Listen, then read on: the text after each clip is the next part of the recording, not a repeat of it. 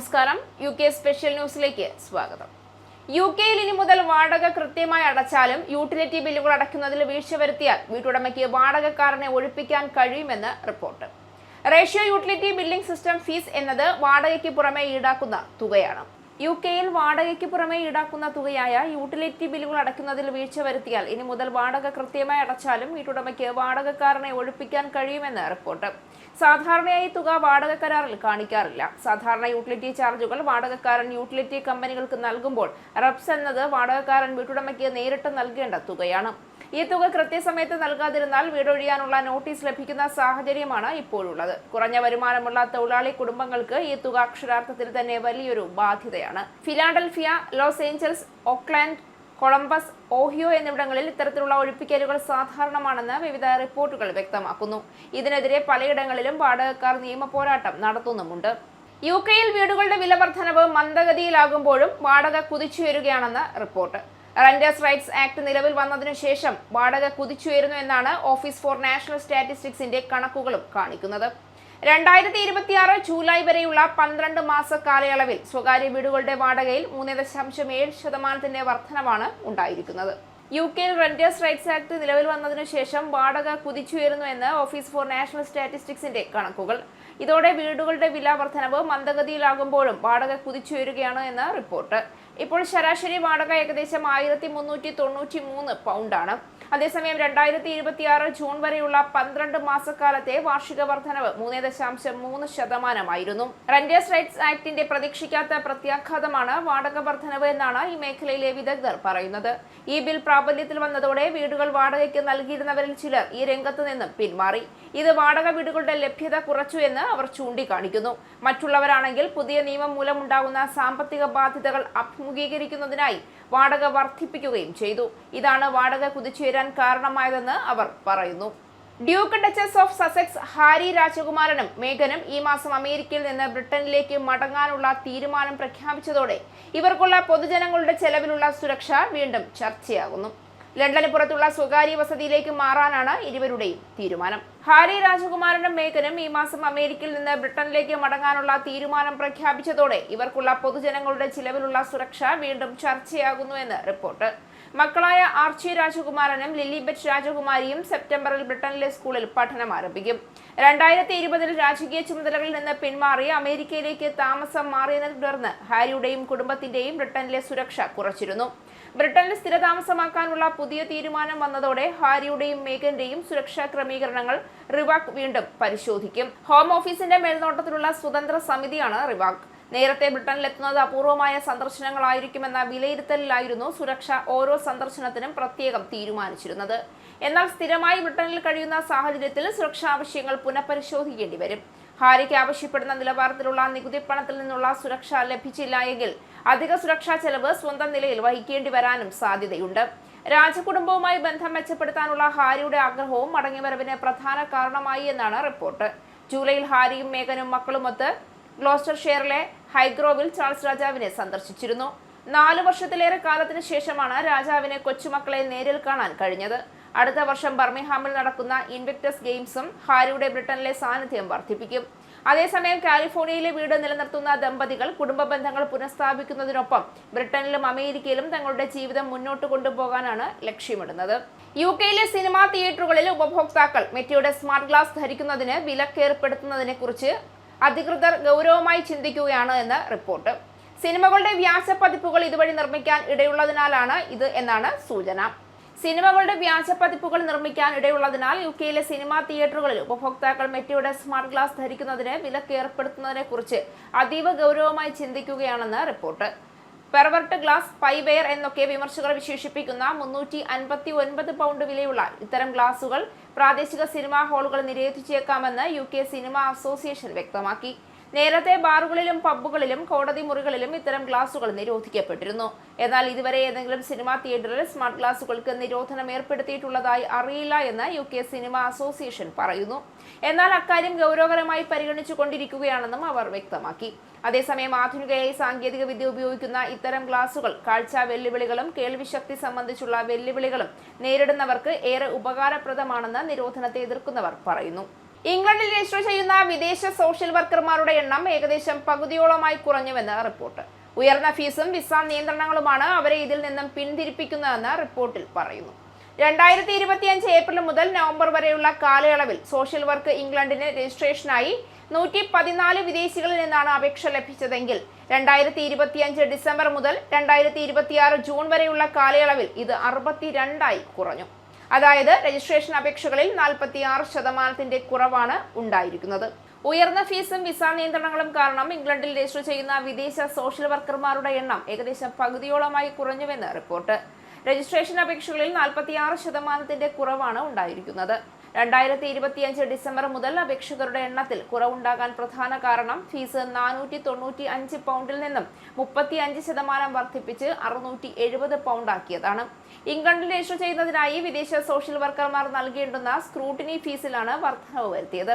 ഈ മേഖലയിലെ പുതിയ റിക്രൂട്ട്മെന്റുകൾ പെട്ടെന്ന് കുറയുന്ന സാഹചര്യം അത്ര നല്ലതല്ല എന്ന മുന്നറിയിപ്പുമായി association of directors of adult social സർവീസും രംഗത്തെത്തിയിട്ടുണ്ട്. സോഷ്യൽ വർക്കർ ഫീസ് ഇനത്തിലും പ്രതീക്ഷിച്ചതിലും 1.9% കുറവ് സോഷ്യൽ വർക്ക് ഇംഗ്ലണ്ടിന് ലഭിക്കാനും കാരണമായത് ഇതാണ്. ഈ വർഷത്തെ GCSE ഫലം വന്നപ്പോൾ പൊതുവെ A ഗ്രേഡ് അല്ലെങ്കിൽ A സ്റ്റാർ ലഭിച്ചവരുടെ എണ്ണം വർദ്ധിക്കുകയും ഇംഗ്ലീഷിലും മാത്സിലും വിജയിച്ചവരുടെ എണ്ണത്തിൽ ഈ വർഷം കുറവുണ്ടാവുകയുമാണ് ചെയ്തിരിക്കുന്നതെന്ന് റിപ്പോർട്ട്. ഈ രണ്ട് വിഷയങ്ങളിൽ ജയിച്ചവരുടെ എണ്ണം ഒരു പതിറ്റാണ്ടിനിടയിലെ ഏറ്റവും കുറവ് തലത്തിൽ എത്തി നിൽക്കുകയാണ്. ഈ വർഷത്തെ GCSE ഫലം പുറത്തു വന്നപ്പോൾ കണ്ട മറ്റൊരു പ്രത്യേകത ഒരു പതിറ്റാണ്ടിലേറെയായി പെൺകുട്ടികൾ ഈ രംഗത്ത് പുലർത്തി വന്ന മേധാവിത്വത്തിന് ശക്തി കുറഞ്ഞു എന്നതാണ്. ഈ വർഷത്തെ GCSE ഫലം വന്നപ്പോൾ A ഗ്രേഡ് അല്ലെങ്കിൽ A സ്റ്റാർ ലഭിച്ചവരുടെ എണ്ണം വർദ്ധിച്ചുവെങ്കിലും ഇംഗ്ലീഷിലും മാത്സിലും വിജയിച്ചവരുടെ എണ്ണത്തിലും പരീക്ഷയിൽ ജയിക്കുന്ന ആൺകുട്ടികളുടെയും പെൺകുട്ടികളുടെയും എണ്ണങ്ങൾ തമ്മിലുള്ള വ്യത്യാസം കുറഞ്ഞു വരുന്നു എന്നും റിപ്പോർട്ട്. ഒരു പതിറ്റാണ്ടിലേറെയായി പെൺകുട്ടികൾ ഈ രംഗത്ത് പുലർത്തി വന്ന മേധാവിത്വത്തിന് ശക്തി കുറഞ്ഞു വരികയാണ്. 10,000 വിദ്യാർത്ഥികളുടെ GCSE പരീക്ഷാഫലം ഇന്നലെ പുറത്തു വന്നപ്പോൾ 22% പേർക്കാണ് കുറഞ്ഞത് 7 അല്ലെങ്കിൽ A ലഭിച്ചിരിക്കുന്നത്. കഴിഞ്ഞ വർഷം ഇത് 21.9%. 2024 21.8%. കോവിഡ് പൂർവ്വകാലത്തേക്കാൾ GCSE ഗ്രേഡിംഗ് ഉയർന്നു നിൽക്കുന്നു എന്നാണ് ഇത് കാണിക്കുന്നത്. 2019 പരീക്ഷ എഴുതിയവരിൽ 20.8% പേർക്ക് മാത്രമായിരുന്നു A ഗ്രേഡ് ലഭിച്ചത്. സ്കോട്ട്ലൻഡ് ഒഴിച്ചുള്ള എല്ലാ UK അംഗരാജ്യങ്ങളിലും ഇപ്പോൾ GCSE ആണുള്ളത്. അതിൽ ഇംഗ്ലണ്ടിൽ 9 മുതൽ 1 വരെയുള്ള ഗ്രേഡുകൾ ഉപയോഗിക്കുമ്പോൾ വെയിൽസിലും നോർത്തേൺ അയർലൻഡിലും A മുതൽ G വരെയുള്ള ഗ്രേഡുകളാണ് മികവ് സൂചിപ്പിക്കാൻ ഉപയോഗിക്കുന്നത്. ഇതിൽ ഗ്രേഡ് 7 ഏകദേശം ഗ്രേഡ് Aക്ക് സമാനമാണെങ്കിൽ ഗ്രേഡ് 4 ഏതാണ്ട് ഗ്രേഡ് Cക്ക് തുല്യമാണ്. ഇംഗ്ലണ്ടിൽ ഗ്രേഡ് 9 ലഭിച്ച വിദ്യാർത്ഥികൾ 5%. കഴിഞ്ഞ വർഷം ഇത് 5.1%. GCSE എക്സാം ബോർഡുകളെ പ്രതിനിധീകരിക്കുന്ന ജോയിന്റ് കൗൺസിൽ ഫോർ ക്വാളിഫിക്കേഷൻ ആണ് ഫലം പ്രസിദ്ധീകരിച്ചത്. ഇന്നലെ ഫലം പുറത്തുവന്ന പരീക്ഷകളിൽ പങ്കെടുത്തവരിൽ ഭൂരിഭാഗം പേരും സ്കൂളുകൾ അടഞ്ഞുകിടന്ന കോവിഡ് കാലത്ത് സെക്കൻഡറി വിദ്യാഭ്യാസം ആരംഭിച്ചവരാണ് എന്നൊരു പ്രത്യേകത കൂടി ഉണ്ട്. ഭാവിയിൽ കോൺവാളിൽ സ്ഥാപിക്കുന്ന സൈൻ ബോർഡുകളിൽ സ്ഥലനാമങ്ങൾ ഇംഗ്ലീഷിലും കോർണിഷ് ഭാഷയിലും പ്രദർശിപ്പിക്കാനുള്ള അനുമതി തേടി. പുതിയ ബോർഡുകളിലും അതുപോലെ പഴയവ മാറ്റി മറ്റൊന്ന് സ്ഥാപിക്കുമ്പോഴും അതിൽ ഇംഗ്ലീഷ് ഭാഷയ്ക്കൊപ്പം കോർണിഷ് ഭാഷ കൂടി ഉൾക്കൊള്ളിച്ചാൽ അത് ജനങ്ങളുടെ ആത്മാഭിമാനം ഉയർത്തുമെന്നാണ് കോൺവാൾ കൗൺസിൽ വിശ്വസിക്കുന്നത്. ഭാവിയിൽ കോൺവാളിൽ സ്ഥാപിക്കുന്ന സൈൻ ബോർഡുകളിൽ സ്ഥലനാമങ്ങൾ ഇംഗ്ലീഷിലും കോർണിഷ് ഭാഷയിലും പ്രദർശിപ്പിച്ചാൽ അത് ജനങ്ങളുടെ ആത്മാഭിമാനം ഉയർത്തുമെന്നാണ് കോൺവാൾ കൗൺസിൽ ആവശ്യപ്പെടുന്നത്. നിലവിൽ അത്തരമൊരു തീരുമാനമെടുക്കാനുള്ള അധികാരം കൗൺസിലിനില്ല എന്നും അനുമതിക്കായി കേന്ദ്ര സർക്കാരിന് കത്തെഴുതിയിട്ടുണ്ടെന്നുമാണ് കൗൺസിൽ പറഞ്ഞത്. കോർണിഷ് ഭാഷയെ പ്രോത്സാഹിപ്പിക്കുന്നതിലേറെ സന്തോഷമുണ്ടെന്ന് അറിയിച്ച ഗതാഗത വകുപ്പ് പക്ഷേ റോഡ് സൈൻ ബോർഡുകളുടെ ഡിസൈനിലും അതിൽ ഉപയോഗിക്കേണ്ട കാര്യത്തിലും കർശന നിയന്ത്രണങ്ങൾ കൊണ്ടുവരുന്ന നിയമങ്ങൾ നിലവിലുണ്ടെന്ന് ചൂണ്ടിക്കാണിക്കുന്നു. സുരക്ഷാ കാരണങ്ങളാൽ ഈ നിയമം മാറ്റുക അത്ര എളുപ്പമല്ല എന്നും അവർ പറയുന്നു. നിലവിൽ റോഡുകളുടെ പേരുകൾ പരാമർശിക്കുന്ന ബോർഡുകളിൽ കോർണിഷ് ഭാഷ ഉപയോഗിച്ചിട്ടുണ്ടെന്ന് ചൂണ്ടിക്കാട്ടിയ ലിബറൽ ഡെമോക്രാറ്റിക് കൗൺസിലർ ഡാൻ റോജൻസൺ മറ്റ് സൈൻ ബോർഡുകളിൽ കൂടി ഇത് ഉപയോഗിക്കുന്നതിനുള്ള അനുമതിയാണ് തേടിയിരിക്കുന്നതെന്നും പറഞ്ഞു. UK-യിലെ ഭാഷകളിൽ ഒന്നായി അംഗീകരിച്ചിട്ടുള്ള കോർണിഷ് ഭാഷയ്ക്ക് വെൽഷ്, സ്കോട്ടിഷ്, ഗെയിലിക് ഭാഷകൾക്കുള്ള അതേ പദവിയാണ്. മറ്റ് 2 ഭാഷകളും റോഡ് സൈനുകളിൽ ഉപയോഗിക്കണമെങ്കിൽ കോർണിഷ് എന്തുകൊണ്ട് ഉപയോഗിച്ചുകൂടാ എന്നാണ് ഭാഷാ സ്നേഹികൾ ചോദിക്കുന്നത്. അതല്ലെങ്കിൽ ഉണ്ടെന്ന് അവകാശപ്പെടുന്ന ഭാഷകളുടെ സമത്വം വെറുമൊരു അവകാശവാദം മാത്രമായി കണക്കാക്കേണ്ടി വരുമെന്നും അവർ പറയുന്നു. ട്രെയിൻ യാത്രക്കാർക്ക് തിരിച്ചടിയായി അടുത്ത വർഷം ടിക്കറ്റ് നിരക്കുകൾ വൻതോതിൽ വർദ്ധിക്കുമെന്ന് ഉറപ്പായി. 4.2% വരെ നിരക്ക് വർധനയ്ക്കാണ് സാധ്യത തെളിഞ്ഞിരിക്കുന്നത്. ജൂലൈയിലെ റീറ്റെയിൽ പ്രൈസ് ഇൻഡെക്സ് പണപ്പെരുപ്പം അടിസ്ഥാനമാക്കിയാണ് റെയിൽ നിരക്കുകൾ കണക്കാക്കുന്നത്. ഏറ്റവും പുതിയ പണപ്പെരുപ്പ നിരക്കുകൾ പ്രകാരം പണപ്പെരുപ്പം 2.9%-ലേക്കാണ് വർദ്ധിച്ചത്. ട്രെയിൻ യാത്രക്കാർക്ക് തിരിച്ചടിയായി ടിക്കറ്റ് നിരക്കുകൾ 4.2% വരെ ഉയരുമെന്ന് മുന്നറിയിപ്പ്. അതേസമയം റീറ്റെയിൽ ഉൽപ്പന്നങ്ങളുടെയും സേവനങ്ങളുടെ ശരാശരി വില നിർണ്ണയിക്കുന്ന RPI 3.2% എത്തിയെന്നും ഞെട്ടിക്കുകയാണ്. ഇതോടെയാണ് റെയിൽ നിരക്കുകൾ അടുത്ത വർഷം 4.2% ഉയരുമെന്ന് ഉറപ്പായത്. ചാൻസലർ ജോൺ ഹീലി റെയിൽ നിരക്കുകൾ മരവിപ്പിച്ച് നിർത്തുന്നത് മാത്രമാണ് ഇക്കാര്യത്തിൽ ആശ്വാസത്തിന് സാധ്യത. ബ്രിട്ടീഷ് റെയിൽവേയുടെ 45% നിരക്കുകളും വെസ്റ്റ്മിൻസ്റ്റർ, സ്കോട്ടിഷ്, വെയിൽസ് ഗവൺമെന്റുകളാണ് നിയന്ത്രിക്കുന്നത്. റെഗുലേറ്റ് ചെയ്യപ്പെടാത്ത നിരക്കുകൾ ട്രെയിൻ ഓപ്പറേറ്റർമാരാണ് നിശ്ചയിക്കുന്നത്. ഇതും സമാനമായ തോതിൽ വർദ്ധിക്കുമെന്നാണ് കരുതുന്നത്. കഴിഞ്ഞ വർഷം മുൻ ചാൻസലർ റേച്ചൽ റീവ്സ് 2026 നിരക്ക് വർധന മരവിപ്പിച്ചിരുന്നു. 30 വർഷത്തിനിടെ ആദ്യത്തെ ട്രെയിൻ നിരക്ക് മരവിപ്പിക്കലായിരുന്നു അത്.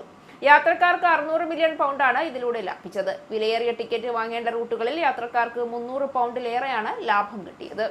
Miss Teen Universe UK final റൗണ്ടിലേക്ക് മലയാളി പെൺകുട്ടി വൈഗ ചിറ്റാരിൽ.